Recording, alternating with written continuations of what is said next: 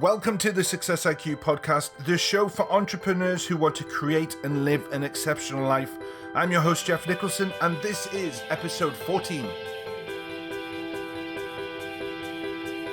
Good morning, good afternoon, and good evening, wherever you are in the world. I hope you are truly having a fantastic week, and also I hope you've had a fantastic Christmas as well. So I love this time of year. It's just a way to it's quite a busy time of the year as well, even though it's sort of shops and places are shut down.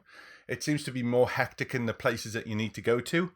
But whatever you are doing, I hope you are truly having a fantastic time. I hope you've had the opportunity to have massive celebration. I hope you've also had time to recover from those celebrations. I hope you have had some great time in just recharging, taking a little bit of time out for a little bit of self-care as best you can during Christmas. But it's a really important part of developing a success IQ. It's a really key part of creating the success that you really want out of life. And one of the ways I love to sort of chill out is one of the things we do, and we've done it for quite a few Christmases. My wife and my two boys, we literally choose a couple of days where we just sit down, we completely chill out, we do a movie marathon. And what I love about it is it gives me an opportunity to get the whole family in one room for a longer period of time, because we all have busy lives. You know, kids seem to have such a more hectic life of doing things and social life and all sorts of things. But it's that time where I seem to sit down and I just beam both inside and outside, where I've got, you know, my family around me. And last year I think we did the Lord of the Rings and the Hobbit. As you can imagine, that was some serious movies. I have to admit, if I'm being completely transparent, I have even done the Twilight marathon, which was not so memorable, if I'm honest. I think my wife loved it. I'm not quite sure if my boys and myself enjoyed it as much, but you know, that's just the way it goes. So before we really get kicked into this episode, I just want to remind you that the whole idea of this episode with our guest today and the episode for next week is going to be about supporting you and assisting you to be more effective with planning and targeting. So this week we've got a great guest, and we're going to really focus on the goals and the targets. And also next week we're going to really focus about planning, which is strategies that either I've used myself and found very useful, or that I work with my clients and they found useful. Perhaps there'll be new ones that I've not yet tried, but things that I do know have helped people as well, because it's about sharing those sort of things as well with you. But let's get started in this week's episode. So I'm really, really honored to introduce you all to Dave Hyner. And in this episode, we're going to talk about why SMART goals don't work. But just to give you a little bit about Dave, Dave's an award-winning international professional speaker who gives clients the confidence and skills to achieve massive goals. Dave went from being average at best age 30 to vowing to both live and leave a legacy that enabled and inspired others to be their best. David has interviewed hundreds of top achievers to establish that SMART goals do not work, and that successful people tend to set huge goals. His renowned goal-setting model, the massive goal principle, has empowered others to become sporting champions, best-selling authors, business successes, and much more. Dave, it's really great to have you on the show, my friend. Wow, I want to meet this guy. Well, I have to say, as a note, your presentation when I first met you at the PSA meeting up in Newcastle was possibly one of the best presentations I have heard. So it's absolutely brilliant to get you on the show. So my privilege. Well, it's a true honor, sir, and I'm really looking forward to getting into this, because when this airs, it's just going to be the beginning, nearly the beginning of 2017. So even though I'm not necessarily someone who likes to set goals just at the last part of the year and the beginning part of the year, I think it's probably a very poignant way to talk about stuff. Fantastic. So tell us a little bit about your journey that got you to this point. What set you on that adventure of entrepreneurship and doing what you're doing? Thank you for asking, Jeff. It's an unusual one because many speakers set out to become a speaker. It's something they see that they want to do and go after it, whereas I've become one. I used to be a chef. I had a small catering and event business based in Birmingham in the West Midlands in England. And after 13 years, I realised that I wasn't really growing the business. And so I looked for somebody to blame and realised it was me. I was a control freak, a micromanager, and wouldn't delegate. So I decided to try and learn how I could become more successful as a person, as a businessman, everything, because I was average at best. And I was afraid of educating myself because of my experiences at school as a child. I was one of these kids who was too immature for school. School didn't get me, and I didn't get it. And my clients, though, in my catering business were the who's who of the West Midlands. I had entrepreneurs, captains of industry, football managers, and I started to get to know them. And I used to ask them, Jeff, a bit like we're chatting now, come on, tell me, how is it you think and behave? What makes you so much more effective and successful than everyone else in your industry or field? What is it you do? How do you think? How do you behave? And Jeff, what they taught me, it just blew my mind. It contradicted almost everything I'd ever been taught at school, college, on business management training courses.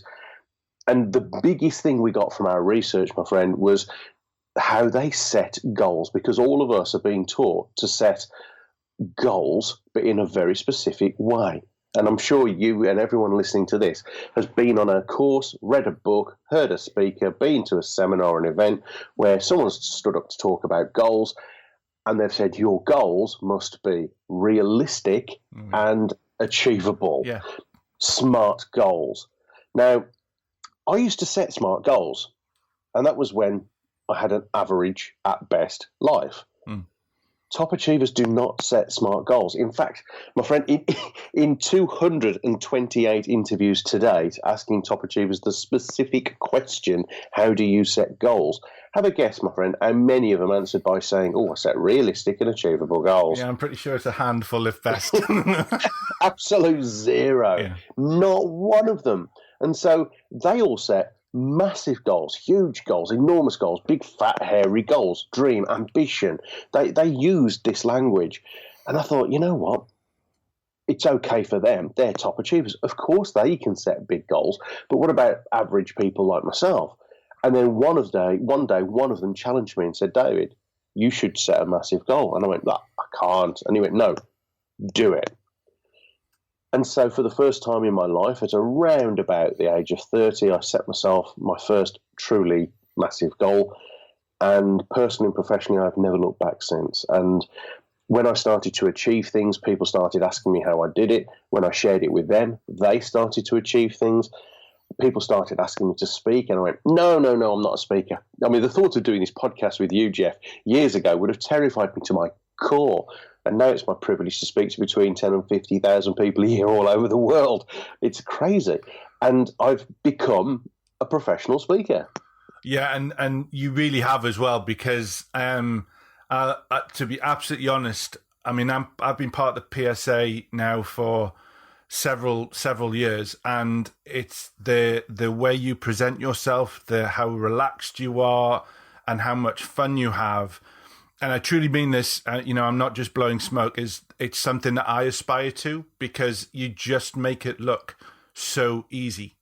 And it's something that I remember leaving the workshop and just going, do you know what, that's exactly how I want to have. Well, not exact, because obviously we want to have our own way, but the presence was just unbelievable, and so it's you've done it.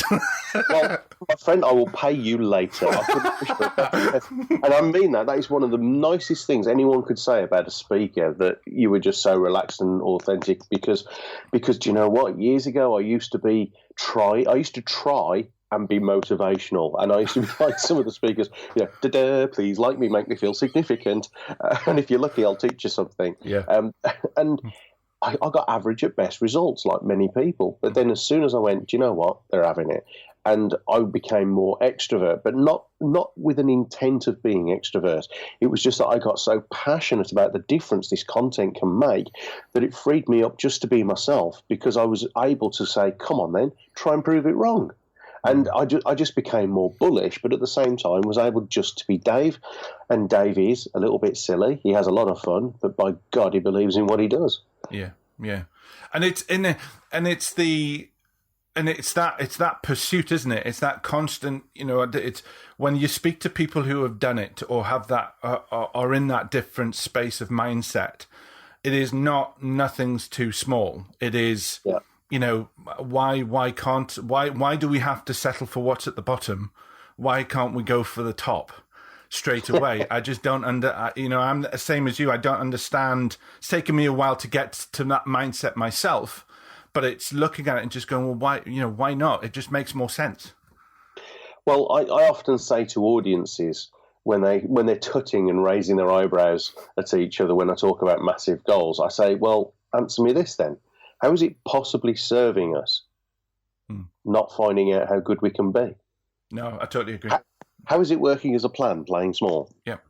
Who's it serving, really? Yeah. And it's creating. I mean, it's. I know that how I've changed from being from being ill and my old sort of way of approach of life, and what I'm like now with how I look at life now, and I look at as a parent, thinking that we can go for our thinking that we can think big and going for that's what I want to achieve is also. We talk about we talked about in the intro about legacy, and it's teaching our children to go, don't settle for mediocrity, because what's the point? It's not, it's my mission as a parent, having two boys, is you've got to go grab life by both hands and go for it, not sort of going, I don't want to do this because so-and-so says it's not possible. The teacher says I shouldn't think like that. That's just, it shouldn't be like that at all. Well, a mutual friend of ours in the speaking world, Neil Dorwood, who's a eulogy speaker from Scotland, he speaks at funerals for people, non-denomination funerals, and he's got this wonderful quote, and I wish I'd have thought of it. That's how good it is. I think, I wish I'd have thought of that one. He says, are you leaving a legacy, or are you living your legacy? Are you actually day to day being the person that's going to be talked about when you've gone in the way you want to be talked about? Yeah. Yeah. Everybody's busy leaving a legacy instead of living it. Yeah. No, I think that's really, there's a great quote that I heard, which is, when we're born, we're the ones crying and all around us is smiling. When we leave this earth, let us be the ones smiling and all around us crying. And I just think to me, it's just such a message to go, you've got to live life to its max. And, it's going to be a sad day when that day happens anyway. But if people can go, but he did everything he possibly could, I think that's a thing to behold. Yeah, absolutely. So let's dive into this massive principle. Share with our listeners what is the model. Okay, well, I can go through the steps of what's involved, but the actual model itself is quite a visual thing. So it's quite hard to explain sort of over an audio, but I can certainly take you people listening to your podcast through the critical steps of what's involved and how to think and behave in massive goal setting and the massive goal principle. Yeah, that'd be brilliant, because I think just before we get to that, one of the things we talk about this SMART model, and you're probably going to answer this question when we go through it, but do you think having, or possibly the massive principle, is it broken down into making it easy to create? Because one of the things that I find when people have never made goals, or at least they say they've never written goals down, should I say, is they find the SMART model an easy step-by-step principle. I hate the word realistic and I hate the word achievable. I'm completely with you on that. But is massive is massive that sort of way that you talk about that SMART goal, writing them? It is, because most people set realistic and achievable goals, so they set off to achieve them. 99 times out of 100, they achieve them, and they go, "Oh, is that it?" Yeah.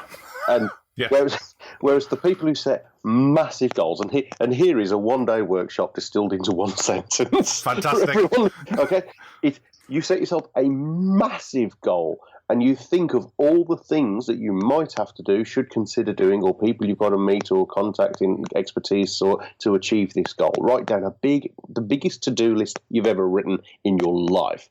You then prioritize those steps and you place them. The reason I put it in a pyramid, okay? And the pyramid, if you imagine a triangle with rows and blocks in, so it looks like an Egyptian pyramid with blocks upon blocks upon blocks going to a pinnacle. Yeah. And you put the most difficult, challenging tasks, the ones that scare you the most, the ones that you normally put off until the end of the day, or you end up never getting around to doing because they're a bit scary and you don't understand them. Put those in the bottom rows and blocks of your pyramid. So you're prioritizing the importance or the scariest tasks first. You then put the next important further up into the higher blocks and the least important at the top. Then, and this is the critical bit, Jeff, most people, when they do a to-do list, they'll look at the list and go, busy day, I'll get that one done because it's a quick win, I can get it done. So you go off, get it done, come back, cross it off, and then you feel good about yourself because we are that shallow.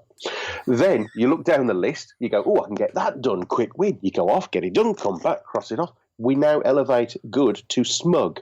We now feel smug. We then, if we're really pathetic like me, you then add something to the list you've already done just so that you can cross it off, so that you can stay smug. And then at the end of the day, when your time, energy, motivation, and resource is at its least, people are being called upon for meetings, you're telephoning you and getting in your way, and you've got other things to do that have cropped up, you haven't got the motivation or the time or the energy or the resource to do the big things. And so we're scared of them and we don't do them. That's why most people do not achieve big goals. However, if you invert your to-do list and put the scariest things in the foundation, lower blocks of your pyramid, and focus like a laser beam on the hardest things first, whilst your motivation, time, energy, and resource is at its greatest, then your goal can only ever get easier. Yeah. Yeah. And most people, if they are that motivated, will smash through the hard stuff. Yes, it may take time. Yes, it might be hard work. I'm not going to try and patronise or fool anyone, Jeff, into thinking that massive goals will be any easier than realistic goals. No, it'll still mean you having to graft. But if you break the back of it while your motivation and leverage and purpose is at its greatest, your goal can only ever get easier when everyone else's gets harder. Yeah. Yeah. No, fantastic. And it's is it Brian Tracy, Eat the Frog? I think it's Brian. I don't know. You must forgive me. A lot of people are very widely read, and to quote Ed Gibbs, I'm thinly read. And that is because me being the arrogant little brummie that I am, I assume that my customers hire me for my research, and because I'm a bit of a magpie, and if anyone doesn't know what I mean by that, it's mean, right, today I'm going to do this, shiny thing over there, look at that. And if I start reading other people's books and going on other people's courses a lot, I'm going to get really motivated and inspired, and I will sadly then become like many other personal development speakers who stand up and first thing that comes out of their mouth is, let me tell you what Dale Carnegie or Stephen Covey would say about this. And nobody wants to know what we think of Stephen Covey. They want to know what we think. Yeah. That's what they pay us for. Yeah, no, absolutely. But it's so I guess is when you're talking about it's breaking through, and I think people have to understand, especially if you're wanting to set your own business up or you're wanting to go for something that's going to epically change your life, it does require effort. It's not. I think I went to America quite often a few years ago and spent a long time training with Jack Canfield, who's part of The Secret, and there was an awful lot of people you meet when you tell people that you've worked or you've been mentored by him or whatever. And they say, well, I'm trying to manifest this stuff, and I'll go, well, how much work are you doing to manifest it?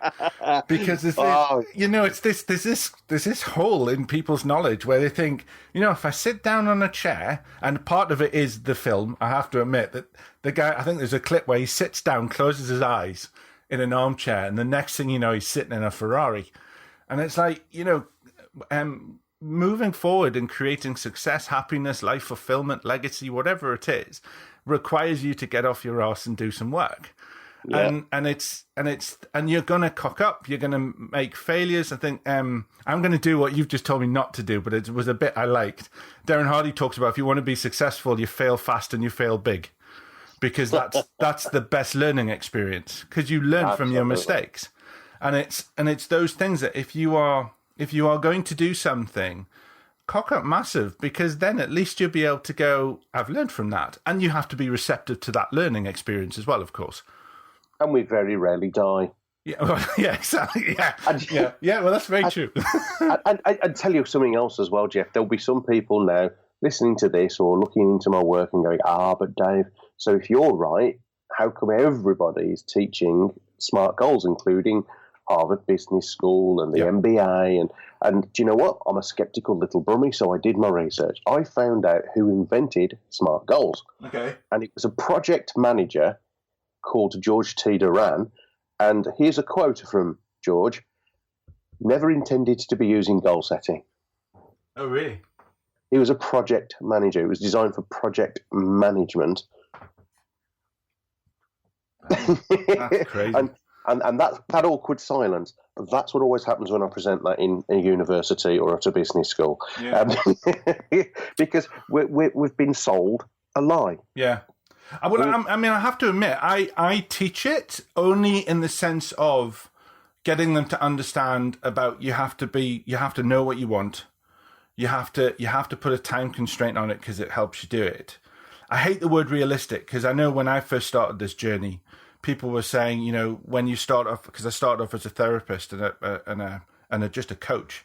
And it was, well, you can only charge this and you should only concentrate on being based in the Northeast. No. I was like, why is that? Why can't I coach people in the States, or why can't I coach people in Australia, or why do I have to only run workshops in the Northeast? That's, to me, been too small. And I can tell you why these people told you that. Yeah. Oh, absolutely. That's what they do. Absolutely. And it was all of a sudden, it was, well, why are you... And all of a sudden, I think within about 4 weeks of opening my business, I was over in Norway doing workshops. And it was like, oh, how did you do that? And I went, well, I didn't want to settle for the small stuff. If I'm going to do this, I want to be the best that I can be, because that's, to me, is what it's all about. That's part of the adventure of life, not going, oh, well, I'll only go for this job because I don't see the point in that. And there is one critical thing that I haven't mentioned yet that should be the foundation to every massive goal that most people haven't got a clue about. And they've heard the word, they think it's fluffy, woolly nonsense. And, especially me being a bloke from Birmingham, I'm not a fluffy, woolly guy. I'm more slappy, kicky. And every single top achiever can answer this question in a heartbeat, which is, why are you doing this? Yeah. And the why is different to the what. Yeah. The goal is a tangible, measured outcome. The why is a cause. It's a purpose. It's a reason to be getting out of 4 in the morning, out of your bed, so motivated to take action. If you want to write that book, start that business, make those calls, create the database, get the coaching client in Norway. Yeah. Well, you've got to have a reason why, so that when the bad times come, and you've very eloquently said that the knockbacks and the failures will come along the way, then they will. When most of us then would give up, if you're purpose-driven to achieve your goal, you will just go, really? Is that all you've got? Yeah. Yeah. No, I totally agree. Totally agree. Well, thank you very much for sharing that. That was brilliant. I've got tons of notes, so hopefully on the audio you can't hear me scribbling. So what we're going to do now is we're going to go into a section where I ask every guest a set of standardized questions just to really find out more about what they think about certain things, and also what makes them tick and what they've learnt on the way. So the first question is, how much time do you spend a month on self-development? Now, I know you said you don't really absorb other people, but I'm interested on this one even more now.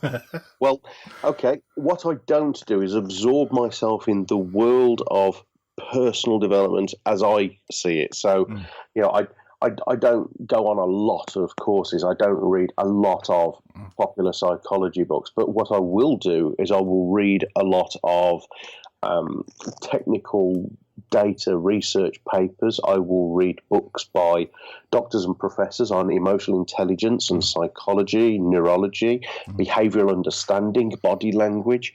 I absorb myself in what I call practical, hands-on development. So at the moment, I'm really honing my skills on understanding body language. Okay. But I'm not doing it by going on courses. I'm doing it by watching the thousands and thousands of people I stand in front of when I'm presenting and noticing how they're reacting and then asking them, why did you react that way afterwards?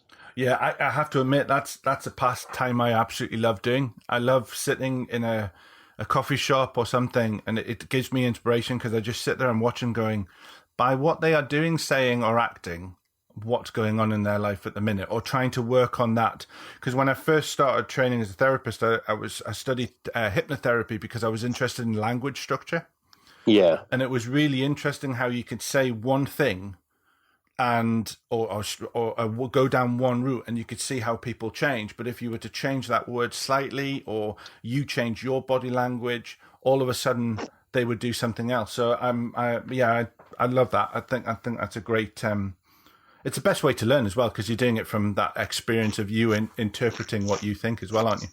Experiential learning for me is the only way to learn. Now, I appreciate different personalities behave and respond different ways, but there are sadly far too many highly skilled and talented academics who have actually done nothing at all with their lives. Yeah. If they were to actually apply their knowledge, they would be the highest achievers on the planet. Yeah, no, fantastic. Okay, question 2 is, what is your favorite book and why? I'm sure everybody says this to you, but can I be cheeky and have 2 because I can't decide? Yes, why not? It's my show. Okay. The first one, the serious one, is called Man's Search for Meaning. Okay. And it's by Dr. Viktor Frankl, Okay. Frankl, Frankl. Okay. And he was a psychiatrist that was incarcerated in Auschwitz in the Second World War. Okay.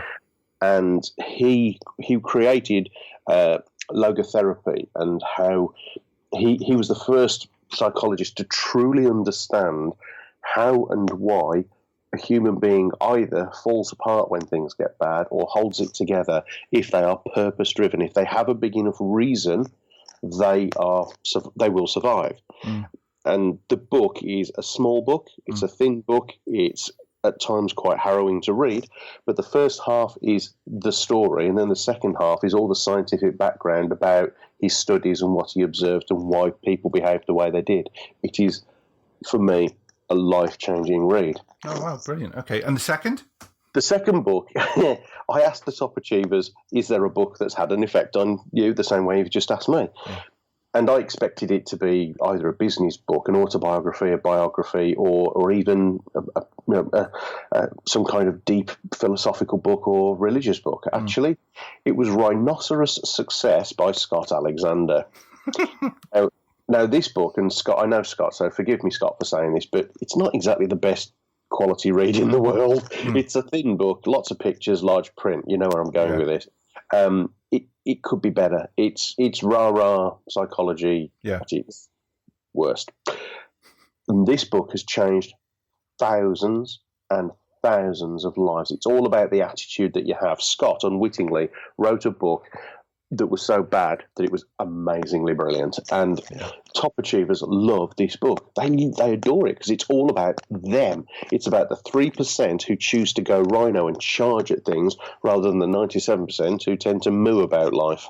Yeah, no, brilliant. I think sometimes they're the surprise books. I think there's a one called Who Moved My Cheese? Yeah.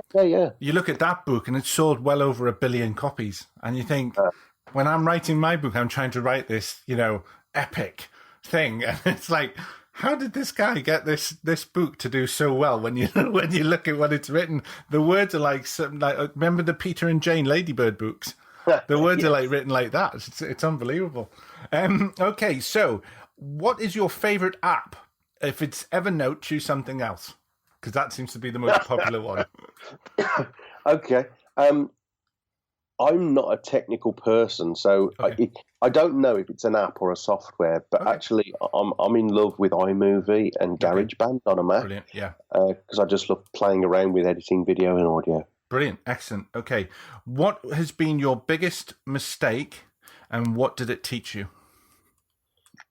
My biggest mistake Yeah. was not waking up until I was 30 years old. I was far too immature. Okay. Brilliant. Okay. What are your challenges in balancing work and life? Well, I have an unusual home life. My wife is disabled. I've got a 10-year-old boy with severe autism and special needs, and my wrench is between my passion and my work and my passion and my home life. So I tend to work, sleep, and be a carer. Okay. That's my challenge there. Okay. What advice would you give an entrepreneur that you wish you had had when you started out? Ooh. Sell first, do all the fluffy stuff later. Yeah. When people are starting out, they're told you've got to have the website, the video, the book, the showreel, the business card, the stationery, the logo, the branding, and all the fluffy stuff. Get a customer. Yeah. It is the customers that will pay the bills. Start a database and get a customer. Make sales. Brilliant. Excellent. Okay, so the final question is the life lesson question. If you pick a number between 1 and 50. Oh, okay. Let's go for 34, just for a giggle. 34 is perfectionism. Ooh. So basically it was a lesson that I learned that probably kind of like what you've just talked about in that advice is waiting till something's done right. And it comes from two areas. Either one, it was one of the things that caused me the most stress in the sense of I was so worried that people would not respect me because I wasn't, whether it was a perfect coach or whether it was a perfect speaker or whether it was a perfect trainer or it was the fact that my work wasn't good enough because I'm dyslexic. So why would people people sort of learn from me because I didn't do very well at school? And it probably that ranges into other things as well. And I'm just interested to know is how do you deal with perfectionism and what has your lessons been with that? Oh, that is a great question, mate. Oh, Jeff, what a great question. Okay. Up until about 6 years ago, I am ashamed to admit that I was so selfish and shallow that it was all about me. And yes, I would strive for perfection. Now, as a speaker and a trainer and as a coach, people listening to this are going, oh, yes, well, the evaluation forms, the scores, they're so important. And I, like everybody else, used to be going, da-da, please like me, make me feel significant, give me good scores. And they're meaningless. It's all meaningless because as soon as we begin to understand human beings at all, we understand that there'll be some people who adore us, some people who hate us, and the truth is in the middle. Yeah. But the problem is most of us are so hung up on trying to win everybody and be liked by everybody that we tend to give all of our energy to the top 5% who adore us and the bottom 5% who hate us, and we're trying to win them round. Yeah. The truth is that the bottom 5% are never going to like us. They don't like anybody. They don't like anything. They don't even like themselves very much, if we're honest. So stop wasting your energy trying to pacify people who are never going to get you. Yeah. Also, ignore the top 5% because they're nutters. They're the stalkers. They're the ones who go, oh, I think you're amazing. The truth, they think everybody's amazing, everything's amazing, and that they're amazing, and they're never going to use anything you give them. Yeah. So focus all of your energy, time, money, resource, and gifts on the 90% because they're the people who are going to pay your bills. And if you focus on the 90%, you will get 95 because you'll always get the top 5 nutters. So here's the kicker. Instead of understanding that not everybody's going to like us, accept it. Yeah. Accept it and focus on the 95. Brilliant. Thank you very much. Well, Dave, thank you so much for being on the show. I am extremely grateful. I have thoroughly enjoyed it. Take a moment to share how people can get hold of you, find out more about you, and obviously in the show notes, there'll be all your social media links and everything as well. God bless you. Well, my speaker website is davidhyner, hyner.com.